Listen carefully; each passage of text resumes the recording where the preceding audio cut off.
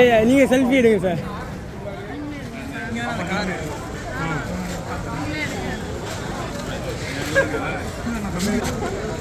அப்பா உண்மையிலே சரியா நான் நடுவுல வரேன். உண்மையிலே ஜாலியாக இருக்கும். ஸ்டாக் செல்ஸ்லாம் இருக்காங்க.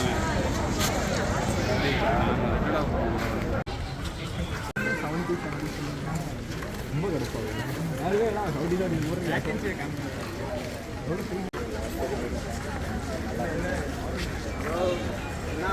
சரி கேட்டேன் வந்துட்டேன் நான் கிளம்பிட்டேன்.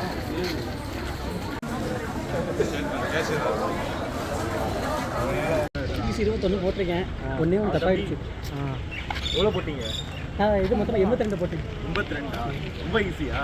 ரொம்ப ஈஸியாக ரீசன் எனக்கு ஈஸியாக இருந்துச்சு.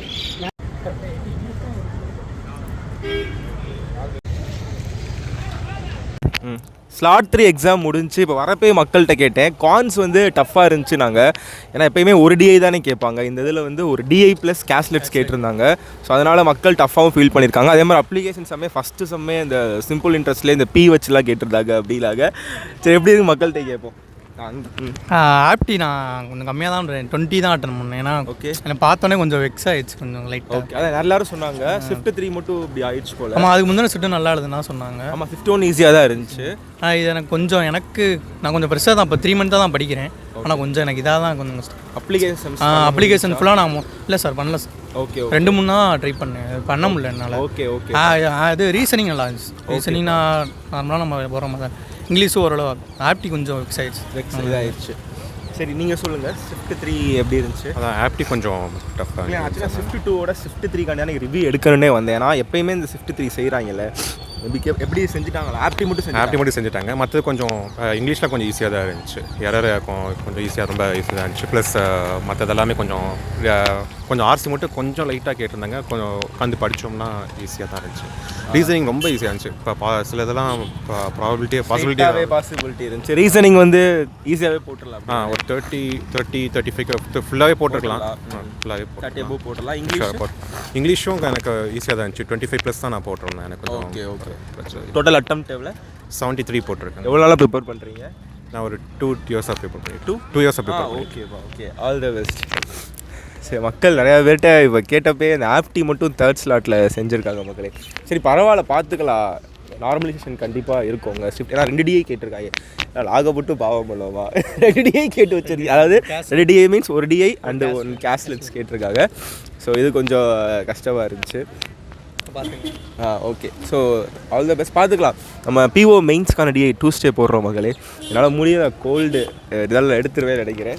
சரி நான் உங்களை நம்ம சேனலை சப்ஸ்கிரைப் பண்ணிவிட்டு பாருங்கள். நிறையாட்ட மக்கள்கிட்ட கேட்போம். தேங்க்ஸ்.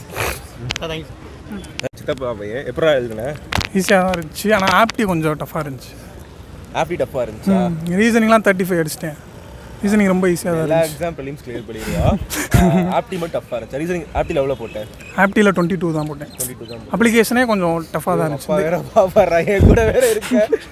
நான் தான் படிப்பை கெடுக்கிறேங்கிறாங்க. பார்த்துக்கலாம். அப்படிலாம் இல்லை அப்படிலாம் இல்லை. சரி ஓகேடா. இது ஆப்டி எவ்வளோ? 22 தான் போட முடியும். 22 தான். இது ப்ரிலிம்ஸில் ரீசனிங் எவ்வளோ போட்டேன்? ரீசனிங் 35. 35யா? சரி ஓகே. இங்கிலீஷ் எப்படி இருந்துச்சு? இங்கிலீஷ் போடலாம், மாடரேட்டாக தான் இருந்துச்சு, ஈஸியாக தான் இருந்துச்சு. நான் 25 கிட்ட போட்டேன். 25 கிட்ட போட்டியா? ஓகேடா ஓகே.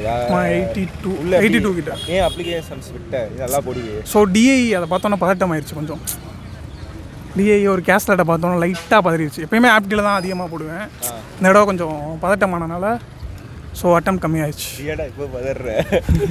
சரி ஓகே. வேறு எதுவும் ஃபீட்பேக் சொல்லு. வேறு நீங்கள் தான் சொல்லணும்.